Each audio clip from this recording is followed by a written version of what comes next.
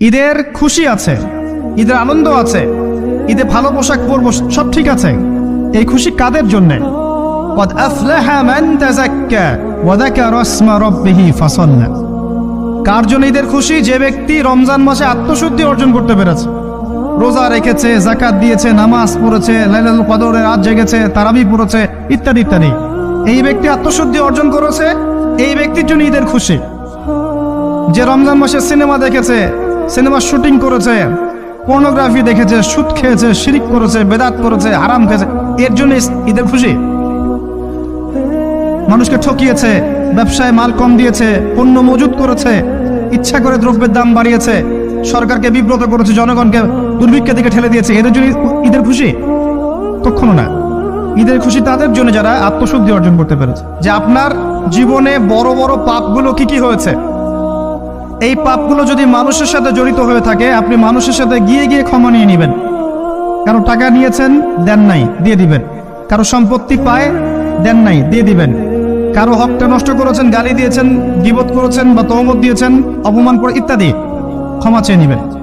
রমাদান মাসে মানুষের হকটা দিয়ে দেন। আল্লাহর কাছে জড়িত যে পাপগুলো আছে, এটার জন্য ইস্তেগফার যথেষ্ট। খালি যদি বলেন আস্তাগফিরুল্লাহাল্লাযী লা ইলাহা ইল্লা হুয়াল হাইয়ুল কাইয়্যুম ওয়া আতুবু ইলাইহি, এক সেকেন্ডের মধ্যে আল্লাহ পাক আপনার সমস্ত পাপকে নেকি দিয়ে পরিবর্তন করে দিবে। 5 ওয়াক্ত নামাজ জামাতে পড়ার চেষ্টা করেন। খুব সিম্পল জিনিস, খুব বেশি কিছু দরকার নেই আমাদের। 5 ওয়াক্ত নামাজ আপনি জামাতে পড়ার চেষ্টা করেন। বাসার থেকে ওযু করে বের হবেন, প্রত্যেক পদক্ষেপ হাঁটবেন, আপনার একটা স্টেপে একটা করে গুনাহ মাফ হবে, একটা নেকি লেখা হবে, মর্যাদা বাড়িয়ে দেওয়া হবে। একে 10 দিয়ে গুণ করা হবে, রমজান মাসে আরো 70 দিয়ে গুণ করা হবে।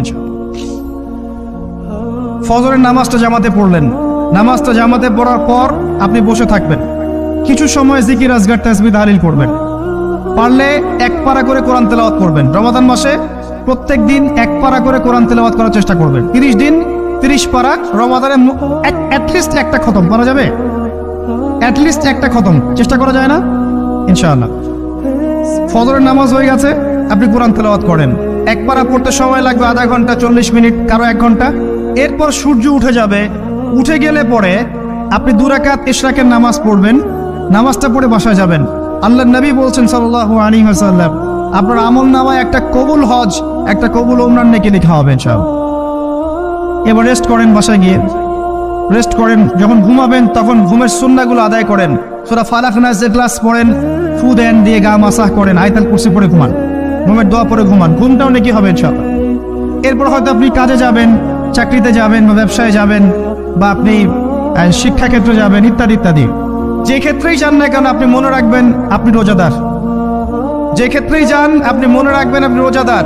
আমি কারোর সাথে এখন ঝগড়া করতে পারবো না, কারোর সাথে এখন মারামারি করতে পারবো না, আমি কারো গীবত করতে পারবো না, আমি মিথ্যা বলতে পারবো না, আমি মাপে কম দিতে পারবো না, আমি জনগণকে ঠকাতে পারবো না, আমি রোজাদার। এটা মনে রাখবেন। এটা মনে রাখলে পরে দেখবেন ইনশাআল্লাহ তাআলা আপনি আল্লাহকে পাচ্ছেন, আল্লাহর মারিফত পাচ্ছেন। খাচ্ছি না, আল্লাহর ভয় না? পানি পান করছি না, স্ত্রী সহবাস করছি না, কার ভয়ে? আল্লাহর ভয় না? এত কঠিন কাজ করার পরেও রোজার নেকি পাওয়া যায়।